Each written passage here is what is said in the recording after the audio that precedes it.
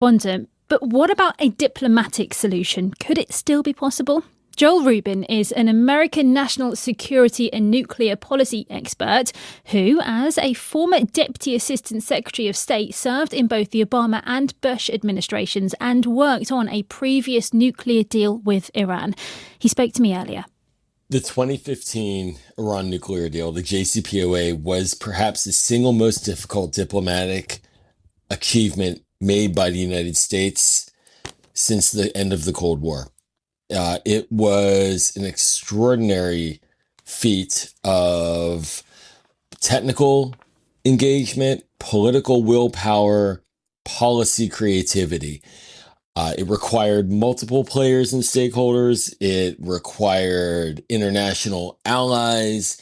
It was a political firestorm here in Washington, D.C. And when it was accomplished and when it got through and corroborated by Congress, it was a landmark achievement at demonstrating that diplomacy could ensure that a country could be prevented from getting nuclear weapons through words, not through arms.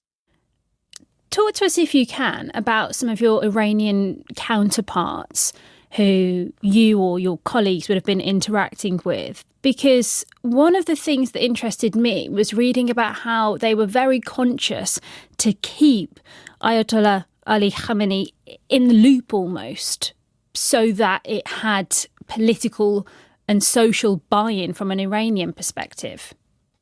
Well, you have to remember that back during the nuclear negotiations, these actually had their roots at the end of the Bush administration, the E3+3 process and the attempts to try to corral and rein in Iran's nuclear program at the time were active. And then we saw an effort by President Obama to follow up on that. But during that period as well, Mahmoud Ahmadinejad became the president of Iran, a horrific Holocaust-denying dictator, someone who repressed the Iranian people extensively, and diplomacy took a real nosedive at that time.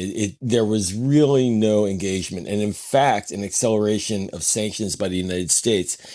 And so that turned after 2013, when Hassan Rouhani became president, when there was a move by the Iranian government to seek a diplomatic way out of those harsh sanctions, to repair some of the sort of reputation of Iran after Ahmadinejad, and to try to get some accommodation with the United States. And that's where it started to accelerate. But, as you point out, look, the Supreme Leader has been the dominant figure for now coming up on 40 years in Iran. He's the ultimate decider.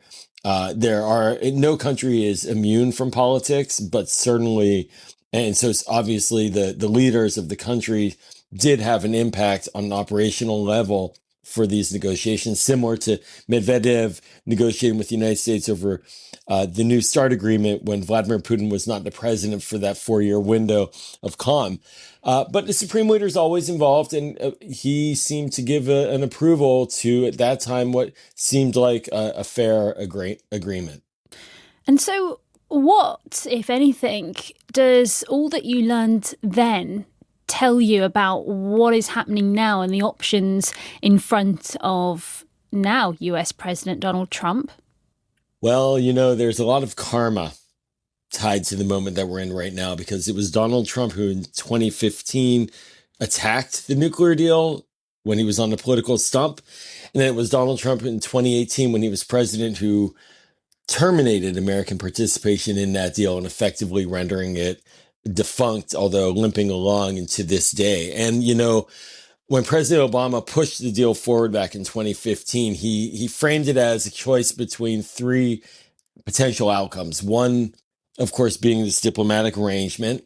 One being a nuclear weapon in Iran's hands without an arrangement, just having to accept that they're going to continue to build their nuclear program. And then the third being a war to possibly stop that second outcome.